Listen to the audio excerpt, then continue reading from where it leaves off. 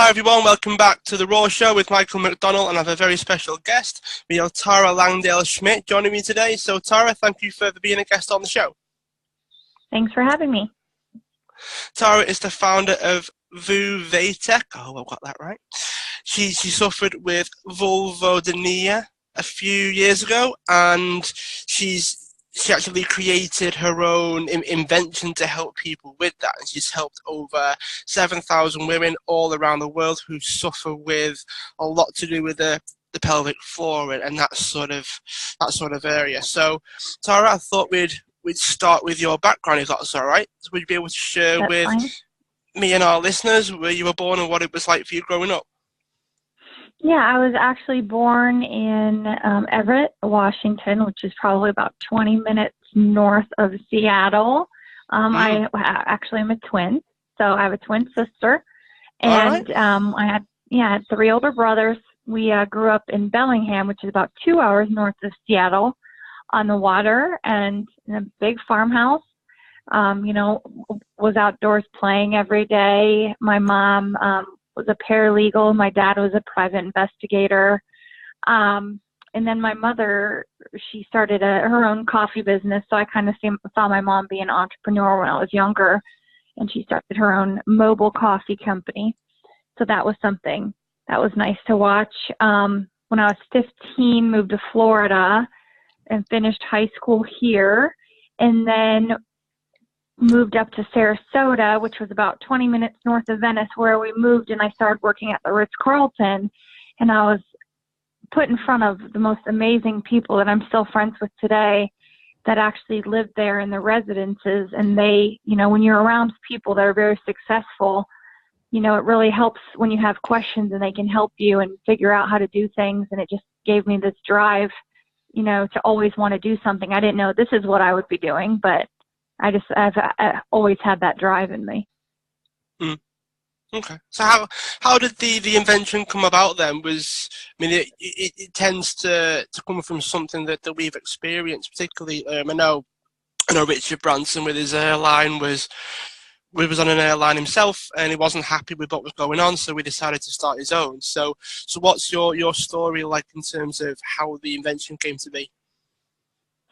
Well, from a young age, 11 was my first surgery. I've dealt with cysts and endometriosis, and in about, let's say, 2010, I started experiencing this really sharp pain during intercourse, and I just thought, it might be scar tissue from my other surgeries and things like that. I think I've had like 4 or 5 surgeries down there. I can literally lose track because I've had a lot of other surgeries, and I was like, what is this pain, to my doctor? And he's like, well, just drink some wine and take some Advil. And I'm like, I don't know about that. It just really hurts. And it got worse and worse and worse. So I just started doing research on my own. We tried lidocaine cream, gabapentin, amitriptyline cream. Nothing worked. The pain was still there, and it was getting worse. It literally felt like somebody was cutting you with a knife and burning you with a cigarette at the same time, every time you went to have sex, and to the point where you didn't want to, and I was about to get married. So I just started doing my own research, and I found, vaginal dilators can help with pelvic pain. So I ordered a set, and they were okay, but I still didn't have the name, so I went to a pelvic pain specialist here in town. And he didn't give me the name either. He just looked at me and said, well, I can cut out the part that hurts, or I can put you on an antidepressant. So that's our one pelvic pain specialist we have in town. And I said, I don't really like those options, So no. I did more research, and I found the word vulvodynia. And I was like, oh my goodness, I think I have that. So I went to my doctor. I'm like, do I have this? He's like, yes. That would be it. And I was like, okay, well, what do we do? And he's like, well, we can try lidocaine injections. Well, if you get poked 6 times down there, it's not like you're in a spot that really hurts anyways. You're not going to want to run home and have sex. So that's not really how that works. So that didn't work. So he's like, Tara, I've talked to 6 doctors and I don't know what can help you. Well, I had seen in an article that fibromyalgia and vulvodynia were kind of the same type of condition, unexplained nerve pain. Fibromyalgia more, affects a lot of people in their shoulders, arms, neck area. It can affect more places on the body, but that's kind of like the main area. And this was, I said, vulvodynia was like fibromyalgia of your vagina. So I had remembered that when my mom was diagnosed with fibromyalgia in 1996, I had remembered that neodymium magnet therapy had really helped her after she had spent $40,000 on doctors. Nothing had helped her. And she met someone with fibromyalgia, and they were like, this was life-changing. And then my mother started doing that treatment, neostatic neodymium magnet therapy. She had a sleep system, a travel pad, magnets that she taped to her neck and back, and it really helped with her nerve pain. She was in bed for 9 months, and then she got out of bed, and she's like, these magnets saved my life. So that light bulb went off when I read it in the same sentence. And I was like, I'm going to put magnets inside of the dilator and see if it helps. It's a nerve pain issue. So I did, and it was like night and day. It took about 60% of the pain away immediately.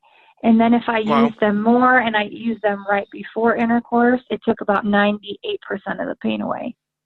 So a lot of women with vulvodynia have a raw, I call it the raw spot. It's a spot, it's kind of, if you're looking at it like a clock, the opening, it's the 6 o'clock mark, where that skin is a little thinner. That's the place that really hurts. So you can feel the memory there of the nerve memory and that it does hurt, but it's not, you can still have intercourse. It doesn't really bother you after you use the dilators.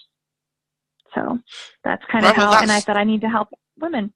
So yeah, that's quite a big difference. I mean, I'm surprised that no one's thought of that sort of thing before. So what process did you go through to actually invent the thing? So you started off just combining things by yourself, doing a bit of research your end, and then acting on it. So how did you actually go about creating the invention and patenting it and everything else? Well, I have my friend Rob, and he's from Hull, England, like I mentioned earlier, and he is an inventor. He's invented a few things, and I have known him for years. He's really an awesome, amazing person. And I said, Rob, I said, can you meet me for lunch? I have this idea. I said, okay. I go, now listen to me. I'm going to talk about vaginas for a second. I need you to listen. I said, this is a real thing, and I know it works, and we can help a lot of women doing this. So I just need you to listen and trust me. He said, okay. So I told him about it, and he's like, okay. So we met with Scott Sensenbrenner, who is the CEO of Enzyme Medica. He's always been in the medical field here in Sarasota, and he was blown away. He's like, this is a great idea. And so we're like, well, let's do a clinical trial. So we had some dilators made. We had to have the molds made, which was quite expensive. We chose to get it done here in the United States, right in our town, which is about double the price of overseas. But we just like to support, the local economy. So we had the molds made here. So that was about $60,000 off the bat just to try something. And we put the neodymium magnet sleeves inside that we created, and we did a clinical trial through our hospital. It was a smaller study. Clinical trials are very expensive, but the dilators were shown to be twice as effective as the dilators without magnets. It was a double-blind placebo study. So women had the magnetic dilators or the non-magnetic dilators for 2 weeks. Then a week they didn't, and then the next week they had the magnetic or the non, just depending. And they didn't know about the magnets at all, though. They had no idea about the magnets till after the study. So it was a very good study, and we're like, all right, it works. Let's do this. Right. So what were the next steps then? So there could be people that are listening that might have a similar thing. Like they've got an idea, like they've got something that they think would be amazing. They want to invent something. They want to patent something. They want something that's theirs. What's the process like? I mean, it is probably different from country to country, but what's it like wherever you are in the US? So first of all, whenever you are talking to people, saying, do you think this is a good idea, this and that, you always want to have them sign an NDA, a non-disclosure agreement. And then the next step is, if it's something that you want to do, is to file a provisional patent, which is a here in the United States, it's good for 1 year. And what it does is it kind of holds your patent when you don't really know how you're going to exactly make it yet. So you want to file the non-provisional, which is like our 20-year patent.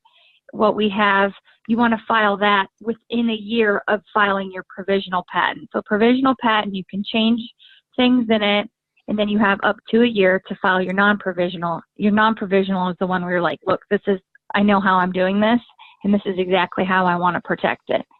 So we did that.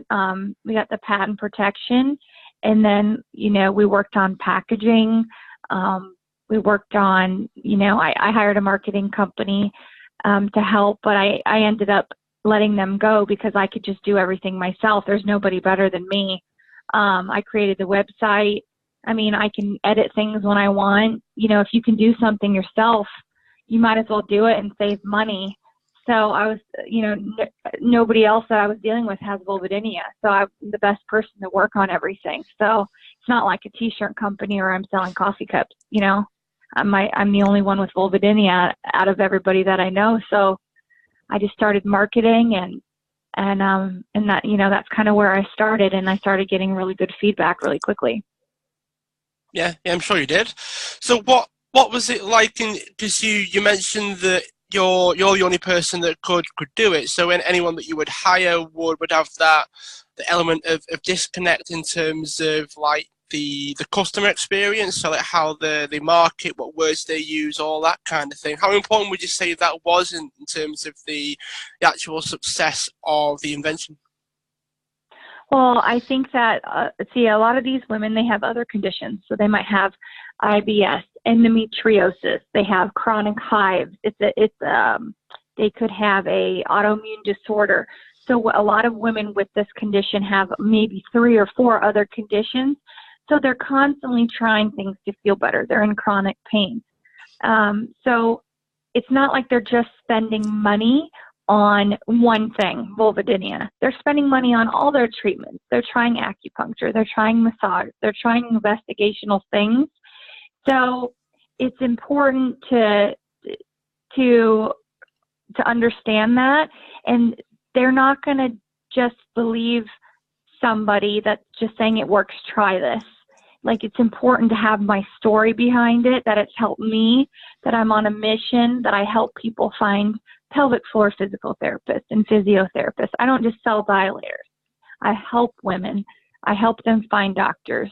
I'm like a package deal. I'm an advocate. I talk about it. I share my story. So nobody else can really do that besides me, because you have to build trust with these women, Yeah, definitely, and I think that that's quite an important point as well. In that you've got to build trust with them. You've got to sort of see things from their perspective in order to move things forward. Because you mentioned that you don't just sell the product; you do actually refer people to other sort of ways and methods and tools and techniques as well. So how does your actual thing then stack up to that? So in terms of like the physiotherapists and the doctors and things like that, where does your invention fit in? So physical therapists and physiotherapists are really the ones that recommend dilators the most. So most of them use dilator therapy in the office, and then they teach you how to do like a self-program at home. So that's kind of, I've been more having to teach the doctors about it. Unfortunately, a lot of them went to school years ago, and they, all they've done for the last 20 years is, pap smears and deliver babies. So I'm going to the ACOG show, which is the American Congress of Gynecology and Obstetrics, at the end of April. So I'm going to kind of be teaching them about dilator therapy and how effective it can be. Dilators have been around for 20 to 30 years. So it's not like it's a new device completely, but the neodymium magnet sleeve that's patented is, you don't always have to do surgeries, injections. They're putting a lot of these women just on antidepressants to help with the nerve pain, like they do a lot of fibromyalgia patients. So it can only help. Dilator therapy is very safe. Neodymium magnet therapy is safe. and it can't hurt anything. It can really only make it better. Right, okay, yeah, got you. So how important would you say the diagnosis is then? So if you're told that you've got something that might not quite be right, and obviously you're then given access to certain treatments and that side of thing, but if you're then given something completely different, you might not have the same level of access to things like treatments and medications and that sort of thing. So how important is the fact that you are diagnosed with the right thing in order to get access to the things that actually work? And as you say, it needs to be safe as well, because you can take something like antidepressants, and you could have a lot of side effects from the medication, and you might not actually be solving anything, but you might be causing more problems. So how important would you say it was? It's really important to get diagnosed with the right thing, because they're visiting 5 to 11 doctors before they're even hearing the word pelvic pain or vaginismus or vulvodynia. So it's so important that these doctors brush up on their pelvic pain conditions, because these women are just spending thousands of dollars traveling, trying to go to people, and they're not even getting the correct diagnosis. They're just saying, oh, you might have endometriosis. Oh, you have a yeast infection. Oh, you have this. So it's like you really have to be your own doctor. You can go to 10 different doctors and get 10 different diagnoses and 10 different treatment plans. Sorry, that just sounds like people with opinions to me. Do you know what I'm saying? So if doctors are supposed to help you and they're supposed to be so smart with everything, why can you go to 10 people and get 10 different answers? I'm sure they're not all going to work. So if you really think about it, you have to be your own doctor, and you really have to just pick whatever treatment plan you want to go with. I just say I'm my own doctor. I diagnose myself before I go to the doctors, and then I just say, this is what I think I have. Do you agree? Get what I need and go on my way. Yeah. Are there any crossovers in terms of, like, so you mentioned fibromyalgia, for instance, that has certain crossovers in terms of, like, perhaps the symptoms or even the actual treatments and things that you have access to? You might sort of deal with similar side effects and things. Is that the case, or are there also a lot of things that you might be given access to a treatment or a type of physical therapy, say, but that is too far away from what you actually have to make a difference? Is that the case, or are there quite a lot of crossovers? Like the dilator to help fibromyalgia patients? Is that what you're asking? Yeah, I don't mean it that kind of specifically. But things like you might be given something with, say, nerve endings for fibromyalgia, but that sort of treatment might help with a lot of other things as well. And then with vulvodynia as well, it's like, well, it might help with that as well, but you're taking it for the wrong diagnosis initially, if that makes sense. So what sort of views do you have on that side of things? Well, you can use the dilators for many other things. So it's not just vulvodynia. If, say, you have cervical cancer and you have cervical radiation, your vaginal muscles can atrophy. So that's another thing that they're used for. If you have interstitial cystitis, that can make which is inflammation of the bladder. Sometimes you can have painful intercourse due to that, or your tight pelvic floor muscles. Your muscles could just literally just be tight. You can use it for that.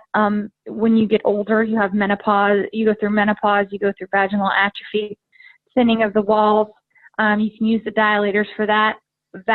Vaginismus, where the muscles are just too tight, and women describe it like what their partner is just hitting a wall. They can't get anything in. A tampon, they can't get in. Some women that are born with a narrow vagina or a shortened vagina, they have to use dilator therapy, as well as transgenders that have, the surgeries to change from a man to a woman. They have to use dilators. So there's so many different uses for these dilators, and these ones are just, they work better due to the neodymium magnet therapy inside. So when you're stretching it out, it really does hurt. But then you're going to feel the neodymium magnet therapy calm down that pain a lot quicker than if you were using dilators without the neodymium magnet. Right, got you. So what was it like getting this out into the world then? So you came up with the patent, you came up with the idea, the inventor said, yeah, let's do it. You did all the studies and everything. You got everything ready. What was it like in terms of the actual process of getting customers for this? Well, we tried. Our first trade show was with women, so not practitioners, doctors, or physical therapists. It was just with women, and we found that was a mistake because they're kind of embarrassed and they don't want to come up to the booth in front of everybody. So we're like, okay, well, that's not a good model for us. Like when we go to a trade show, maybe we need to target the actual practitioners instead of the actual patients, because the patients aren't wanting to come up. Like they'll kind of just like grab a brochure and run type of thing, which is fine. It's a private issue. So we decided to start marketing to physical therapists and doctors. And we're doing the first physician trade show in April, but we've done about 4 of the physical therapy trade shows. And it's interesting. It's very interesting when you sell dilators because of what they look like. Because people literally walk by and they laugh at you. You can just see them laughing. Some people stop and they get it and they want to talk because they're into women's health. But if I could, I mean, it's hard. I did 4 trade shows in a row last year, and the amount of people that laugh at you is amazing. And it can get to you. I'm not going to lie. It can get to you when people laugh for 4 different trade shows in a row. They're like 4 days long each, but you just got to stay strong and be like, I'm helping people and I'm changing lives, and they can laugh all they want, but I'm actually helping people. But the women's physical therapists have been very supportive, and then they've, can you please send me brochures, tell their patients, excuse me, Dr. Eichenberg is a pelvic pain doctor up in Pennsylvania. He has the Sexual Pain Institute in Bethlehem, Pennsylvania, and he's amazing. He heard about it, called me. We talked for an hour. He said, this is amazing. He used them for about a year with his patients, and he called me, and he's like, these are the most amazing things. I'm making them the recommended dilator of my institute. So he doesn't get a kickback. I don't give him any commission, anything like that. He just truly loves the product. How important is the public opinions on this then? So you mentioned that a lot of people do kind of laugh. They might not get it. They might not value it. All those sorts of things. How important is it that you do actually get in front of the right people? And I mean, just going off what you said there. I mean, it might be a case of a needle in a haystack where you find someone that does get it amongst a field of people that don't. So what's that like? Yeah, it is a challenge, but you just keep trying. As long as you know who to go for, which now from experience, I know to go to the women's health, the holistic women's health doctors, excuse me, alternative medicine doctors. Now I know, and so I'm having a lot more success now with it, but it was just hard in the beginning when I really didn't know who to pinpoint. But with the great reviews that we have out there and the people talking about it, they're actually telling their practitioners, and the practitioners are emailing me or calling me. So we kind of have this little army now of women that love it. I haven't had a complaint in 3 years. So I have this little army of women out there now that love it, and they're in these forums and these groups on Facebook, and they're talking about vulva, and they're like my little army of marketers. So that's always really nice. Yeah, awesome. Is there anything that would you say contributed to that, to getting people more on your side, I guess, when it comes to this sort of thing? Is there anything that you think you did, or did it just sort of fall like that? Well, having vulvodynia myself and telling my story, I was in Self Magazine, Glamour Magazine. I've been in a lot of publications. So I think when they see, like, you can literally be at a trade show talking to somebody and they're like, well, what's your background? And I said, I have vulvodynia. I was a vulvodynia patient. I created it for myself. Their eyes just change. Their eyes just like light up. They're like, oh, they're like, you own this company? You invented this? Like I'm too young or I'm a girl. It's just so funny. And I'm like, yeah, I did. And it's me. And I have vulvodynia and it works. And I can tell you it works because I've used it and it changed my life. So now I'm changing other people's lives. And they're just floored. Their whole demeanor changes. So I think the fact that I have it and I share my story. When I first started, there was about 2 articles 4 years ago. There was about 2 articles about vulvodynia on the internet. That was it. Now there's tons. There's probably about 30 to 40. So, and I'm in a lot of them. So, you know, they kind of know me as, you know, I'm an advocate. I tell my story. I talk about my vagina. I don't care who reads it. You know, I just, the more people that read my articles, the more people that have been to 10 doctors are going to be like, oh, that's what I have. You know, just like I did. I read somebody else's article, you know. Yeah, I mean, I just want to echo as well that you did this for yourself. So people that are listening to this would be, they would be starting their businesses. They would be already having a business. Maybe they're looking to try something new, to start something new. And a lot of it does come down to something that solves a problem that you have. And it's nice that you were able to do that, and then you were able to convert it into something that was a business. So this is going to be a little bit of a sidetrack, I guess. We're getting quite close to kind of the lightning round, so to speak, near the end. But if this didn't happen, what do you think you would have done instead?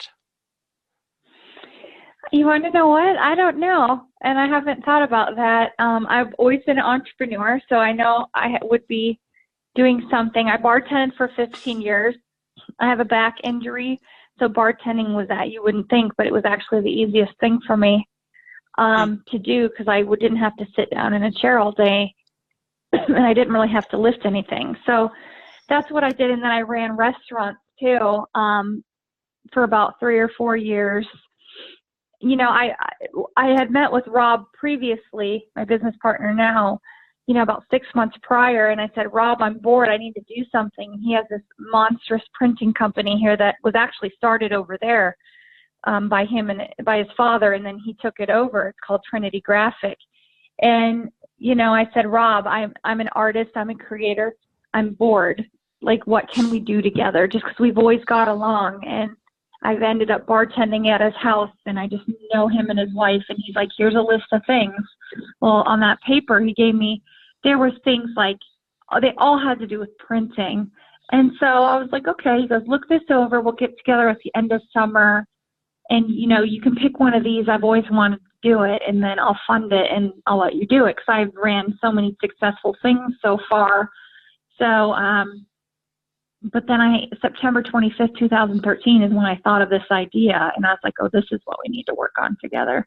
And the fact that I sat down on the table and I'm like, listen, I need money and it's for vaginas. Just give it to me. And he's like, okay. And he just, I mean, who would really give somebody money to do that? He just completely believed in me, and it worked. And we're very successful now, which is amazing. We ship all over the world.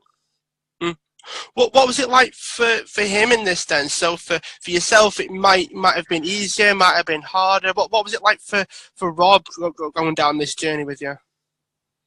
Well, Rob is he's a ladies' man, and he just has such a good time talking to people. He's very open. He's just loved the whole process. He just thinks it's amazing that he makes dilators, and he goes around to trade shows and he talks to everybody, and he's very warm and he's very welcoming. So everybody loves Rob Smithson. So he's like a good little advocate to have on the male side of things, because he talks to the men and he mentions it to men, and it seems that their wives have the issues. So then he's like, you know, mate, I have something that will help.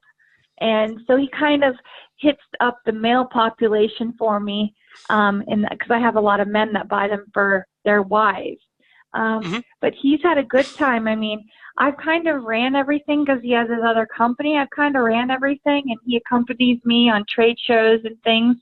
But he's just kind of left it up to me, and he's had a great time. I mean, we really haven't had anything bad happen, which is nice. We haven't had, you know, I wouldn't complain. It's been a really nice journey. It's been a really nice journey, especially with him, because he's just an awesome person. Yeah. Awesome. Right. Well, because you've been on this now for quite a lot of years now. So, is there anything that you can pinpoint that you could share with us in terms of like lessons that you've learned along the way, or maybe some do's and don'ts around starting your own company down the invention road as well? Because obviously a lot of people start businesses for services or products and things, but you've actually gone the full way and actually invented something yourself. So, looking back, if you've got any like wisdom for us that our listeners might be able to take away? I would definitely, when you're dealing with manufacturers and things, I wouldn't put all your eggs in one basket. So I would definitely go to 3 different manufacturers, you know, when it has to deal with getting molds done, or, you know, just manufacturing in general and getting quotes, because they will be very different. You don't want to just, you know, weave in new people. So Rob's like, you know, I know this person, and we went. The quote for the molds were $640,000, and we got them done for $60,000 at another place. Wow. So they said we needed 10 separate molds for this one product, for the caps and each size. And then the second guy, you know, was like, I can put them all the caps in one mold and all the dilators in one mold. So that saved us, you know, $600,000.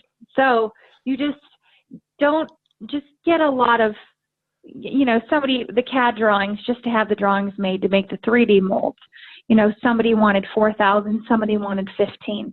So you just always shop around, you know, and then check reputations of people. Just because it's more expensive doesn't mean it's better. That's definitely something that, you know, to live by. Just because it's expensive doesn't mean it's better.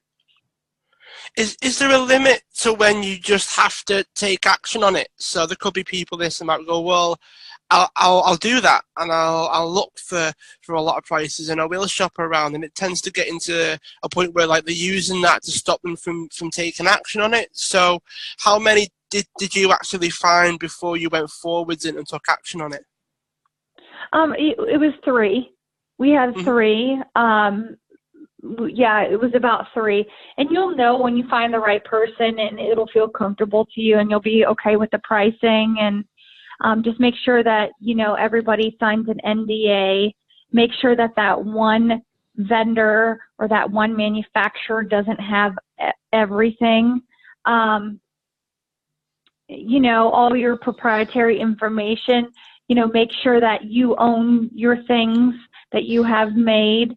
It's just important that you always have control of your property, which is, you know, and then you also want to make everybody sign an NDA that you talk to as well. Very important. All right, excellent. Well, is there any parting remarks and things before we dive into the last couple of questions? Anything that you think that we might not have covered? So we are reasonably close to the end, but I don't want to leave any stone unturned, Tara. So last bits and pieces before we finish. What would you say? I would say that a lot of women that call me, they think that they're the only ones with this, and vulvodynia affects 16% of women. And as far as other painful intercourse conditions, 80% of women will suffer from a painful intercourse at some point in their lives. So you're definitely not alone. Words to Google are pelvic pain specialists, vulvovaginal specialists, you know, interstitial cystitis, which is bladder inflammation. There's so many people that can help you out there, but they don't know what it's called, and they don't know the names of the conditions. So if you look up pelvic pain conditions, that's like a really good keyword to look up if you're having pelvic pain. Pelvic pain doesn't just mean abdomen endometriosis, which a lot of people think. It's anything from basically the belly button down to the vagina that can hurt. So it's just important to know what words to research. Yeah, definitely. So just before we finish, where can people go to find out more about you, Tara? So if people, they might want to know more about it, they might want to help you out, they might actually want to buy one if they're struggling with this kind of thing as well. Where can people go to find out more? They can go to www.vulvatech, so that's VUVATECH.com, Vulvatech. Or if you just Google magnetic vaginal dilators, you'll find us as well, because we're the only ones that make the dilators, the magnetic dilators. Right, excellent. And for our last question, so this is the bit where we we can kind of move away from what we've spoken about. We can go wacky, we can go a little bit silly if you want to as well, Tara. So the last question that I always ask all my guests is, what would you like the world to know about you that it doesn't already know?